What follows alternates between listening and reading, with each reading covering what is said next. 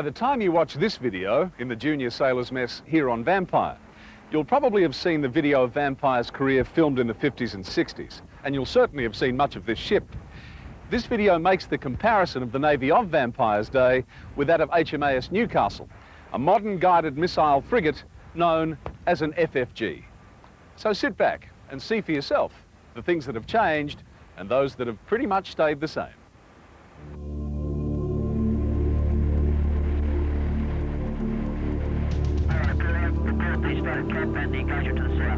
Roger, Flight 2, Station 2 is now engaging a pair of Mirage down to the south, now correlated with EW. Hostile watch, come right, 0905, increase 24. Starboard 15, altering 180, engine head 24 knots. Very good. Right inbound!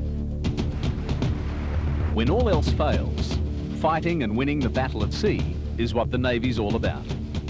But there's a lot going on behind the scenes to maintain a ship's war capability. Marine Engineering Branch personnel keep the main engines in peak condition to get the ship to the scene of action. But apart from rounds, the engine room is unmanned. Modern technology is far less labour-intensive when compared with Vampire's day. Monitoring the gas turbines is done from an air-conditioned central control station, quite different from the heat and discomfort experienced by the watchkeepers in Vampire's engine rooms. Engineers are also responsible for a wide range of auxiliary machinery, such as the electrical generators, air conditioning, and sewage treatment plants. Meanwhile, on the bridge, the navigator plots the ship's track and tells the officer of the watch the course to steer. Officer of the watch, make your course 043. Aye, sir. Port 15, altering 043. Port 15, altering 043, sir. Very good. Safety of a ship and her ship's company at sea is as important now as it ever was, and technology helps. Satellite navigation is just one of the many modern changes that have occurred. Most of these personnel on the bridge are in the Seamanship Branch. It also has an exclusive role in the Combat Information Centre, the combat headquarters for the ship. Essentially, the CIC team fights in 3 environments. The air battle against missiles and aircraft, the underwater battle against submarines, and surface battle against other ships. Communications equipment is perhaps where some of the biggest technological changes have taken place. Comms branch personnel use computer consoles, compared with the teletype of Vampire's day. Satellite communications give the ship worldwide coverage. And sophisticated electronics, known as secure voice, means that unwanted listeners cannot eavesdrop. Comms branch personnel also operate Morse light for close-range communications when radio silence is enforced. Strange as it may seem in a modern Navy, flag communication is still used. Flags overcome the barrier of language and are another way of communicating during radio silence. Flag and light communications hasn't changed over the years and is unlikely to do so in the future. Helicopters are essential on a modern warship. They're used for anti-submarine warfare, looking over the horizon with radar to detect the enemy, and for protecting friendly ships from anti-ship missile attack using a device called chaff. Vampire had no air capabilities, although a helicopter was used for some replenishment duties, ferrying personnel and stores. Not only are today's helicopters effective anti-submarine weapons, they're also employed for transporting personnel, food, and spare parts. In an emergency, they're used to take injured sailors to hospital. Helicopter maintenance plays a big part. For every hour flown by a squirrel, it needs around 25 hours of maintenance. Modern warships and weapons are highly sophisticated, and it's the responsibility of the Weapons Electrical Engineering Department to keep them working. A WE sailor could be called upon to maintain or repair any item of electronic equipment, from a weapon computer to the 76mm gun. An important task of the supply department is to keep the ship's company fed. Galleys have changed a lot since Vampire's day, and the quality of the food has improved in line with modern dietary knowledge.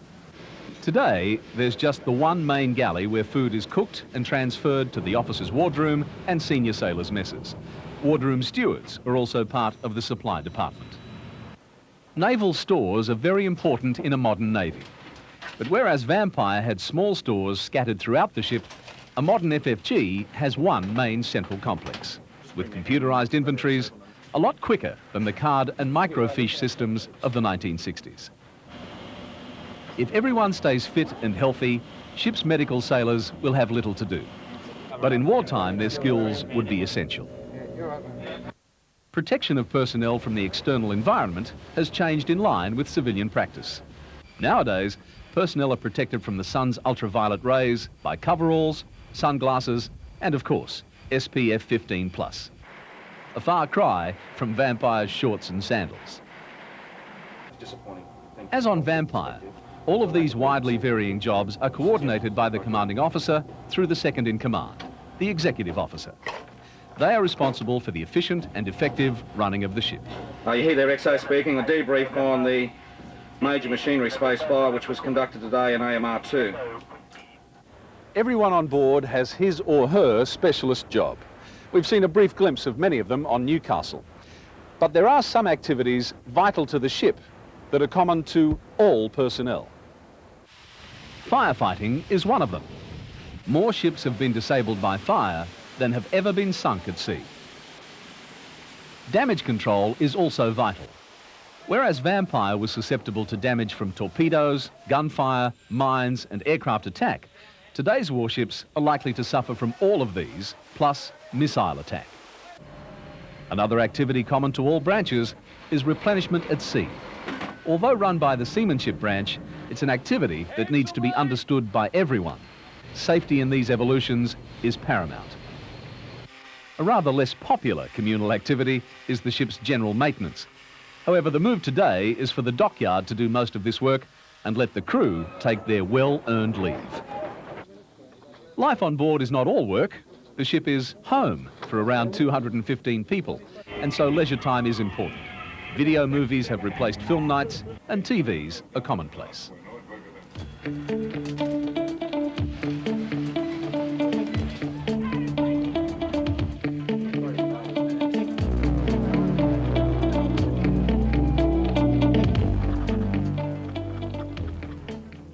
Sleep is also a very important aspect of ship's life, especially for some who have to work 12 or more hours a day.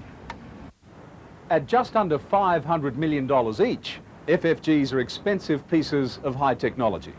But there's obviously something very special about the people who run them. But the officers and sailors come from ordinary Australian families. What is extraordinary is their average age is only 27 years. For them, big responsibility comes at an early age. But unlike the ships from Vampire's era, there's not only men on board. Some Navy ships now carry 10% female crew, and the new Collins-class submarine will be the first to have women on board. Also departing from an all-male bastion, women can now train to become ship's divers. Like the Vampire class of ships, the FFG has a defence role essential to the security of Australia. But there's a lot more to our Navy than FFGs. Supply ships are essential to refuelling and restocking all the ships of the Blue Water Fleet. Collins-class submarines offer a deadly deterrent to any enemy force that has designs on Australia. Patrol boats, operating out of Cairns, Darwin, Sydney and Western Australia, police our waters to deter smugglers, illegal immigrants and illegal fishermen. Mine countermeasures vessels will keep our harbours and ports open in a time of war. Landing ships are used for ferrying vehicles and troops and as part of our overseas peacekeeping role. Survey ships chart Australian waters for the safety of all mariners. Another major part of the Navy is the fleet air arm. Unlike Vampire, FFGs and Anzac-class frigates carry helicopters. Fixed-wing HS 748s are used for electronic surveillance and civilian safety at sea. Today's Navy is not all defence. Young Endeavour is used to give the civilian youth of Australia a taste of the sea and responsibility. And for the service person, sail training is provided on a number of ocean-going yachts to engender sea skills and teamwork. There's as wide a variety of jobs in the Navy as there are ships. Many of them are performed ashore.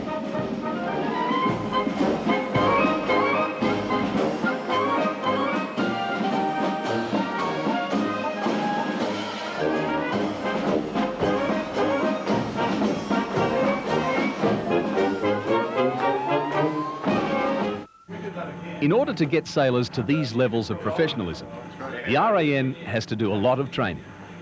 At any one time, 20% of the workforce are learning new skills, and over 900 full-time personnel are involved in training them. Sailor recruits undergo 12 weeks of initial training in HMAS Cerberus, Victoria, while midshipmen complete a 3-year degree course, 4 for engineering at the Australian Defence Force Academy in Canberra. From these initial courses, all recruits then complete specialist courses to train them in their chosen fields. Australia is a country that's inextricably dependent on the sea for food, energy resources and trade. It's therefore essential that it has a broadly based, highly professional maritime defence force, guarding its interests. Traditions already started by the time the RAN was formed in 1911 have continued to strengthen, and since then, with almost 30 years of distinguished service, Vampire has played a significant role. It has engendered pride and professionalism in over 3 generations of Australian sailors, which certainly shows in the faces of the young men and women of the Royal Australian Navy.